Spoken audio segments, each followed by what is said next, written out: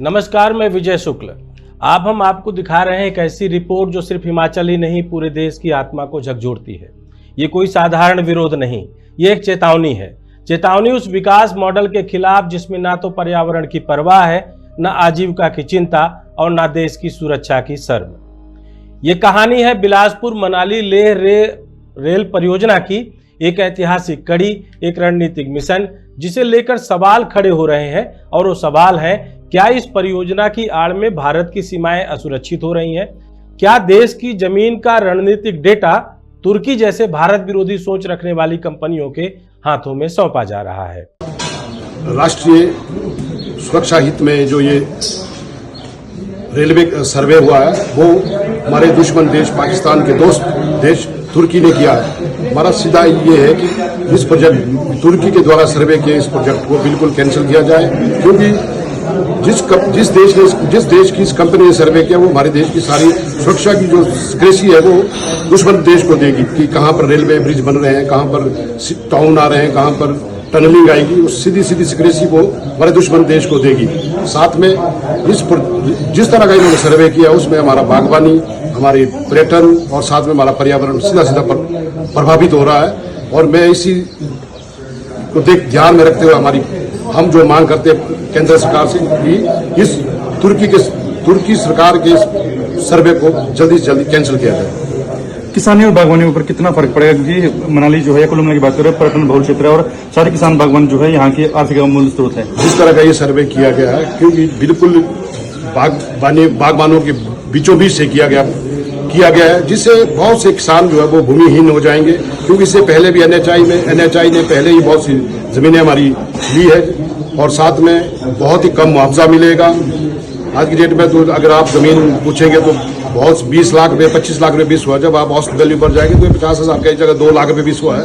उससे सीधा प्रभाव हमारे बागवानों और किसानों पर पड़ेगा। इस परियोजना का प्रारंभिक सर्वे किया यूक्सेल प्रोजे नामक तुर्की की एक कंपनी ने। एक ऐसा देश जो संयुक्त राष्ट्र हो या पहलगाम के कश्मीर वाले मुद्दे पर भारत के खिलाफ बोलता रहा है, जो पाकिस्तान का खुला समर्थक है।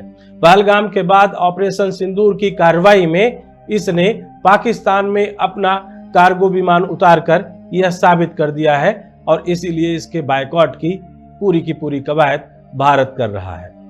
क्या हम इस कंपनी को लेह जैसे संवेदनशील सैन्य क्षेत्र में प्रवेश देने का जोखिम उठा सकते हैं?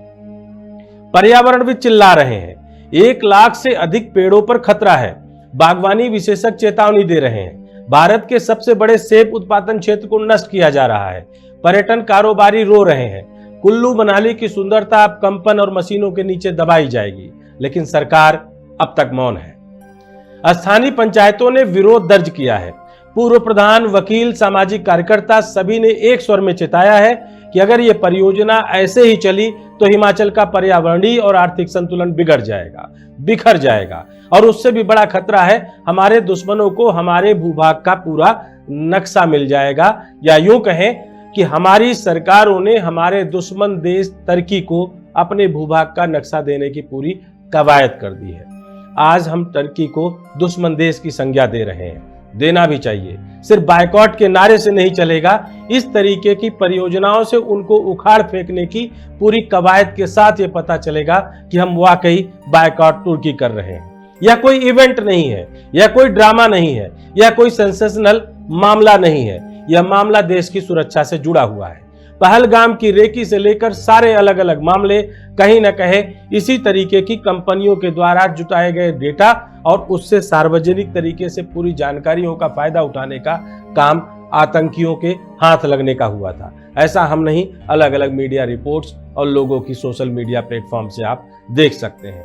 लेकिन यह विरोध विकास का विरोध नहीं है, यह विरोध उस अर्ध विकास का है जिसमें आत्मनिर्भर भारत की जगह विदेशी कंपनियों की जड़ें मजबूत की जा रही हैं। यह विरोध उस विकासवाद का है जिसमें बिना पूछे खेत उजाड़े जाते हैं, बिना सुने पेड़ काटे जाते हैं और बिना समझे राष्ट्र की सीमाओं को खोखला किया जाता है। तो क्या हम अब अपने आत्मनिर्भर होने की संज्ञा को भूल चुके हैं? क्या हम मेक इन इंडिया को भुला चुके हैं? अगर नहीं तो ऐसा क्यों?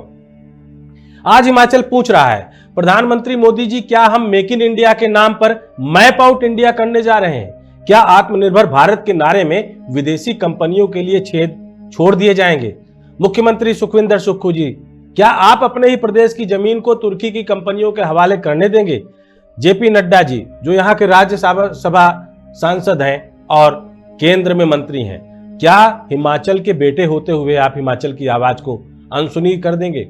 अनुराग ठाकुर जी, सांसद हैं, युवा हैं, हमेशा हिमाचली की बात करते हैं, तो क्या हिमाचल का छोकरा भी इस पूरे के पूरे खेल को भुला देगा? हम हिमाचल हैं, पर्वतों की छाती से निकली आवाज हैं, हम कहेंगे, बोलेंगे, लड़ेंगे, लेकिन राष्ट्रहित में। और ये सवाल अब हर देशवासी का होना चाहिए और है भी। क्या आप इस विकास में अपने पर्यावरण, अपने रोजगार और अपनी सुरक्षा को दांव पर लगाना चाहेंगे? कुल मिलाकर बात हो रही है कि हम बायकॉट इवेंट की बात करते हैं और यह भूल जाते हैं कि बायकॉट के पीछे पूरा का पूरा देश अलग अलग योजनाओं और पूरे प्रोजेक्ट्स में उन्हीं कंट्री को दे दिया जाता है।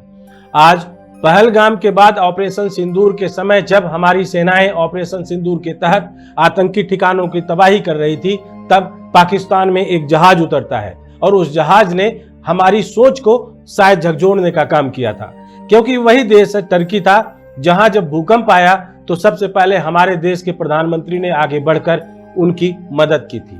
यह मदद सिर्फ इंसानियत के नाते नहीं की गई थी, यह एक देश के उस विचार को बदलने की कोशिश थी कि हम आपके साथ खड़े हैं, लेकिन हुआ उल्टा।